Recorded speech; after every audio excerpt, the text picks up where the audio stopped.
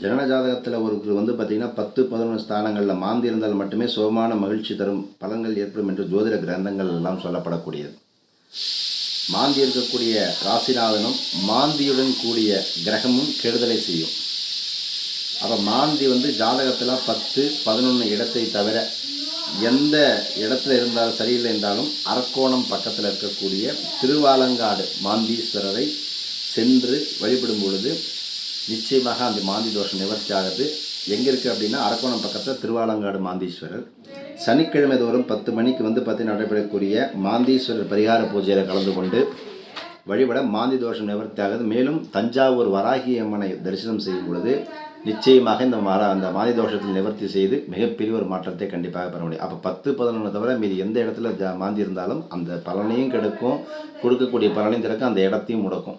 so அதற்கு திருவாலங்காடு மாந்தீஸ்வரர் கோவிலை போய் தரிசனம் செய்யும்போது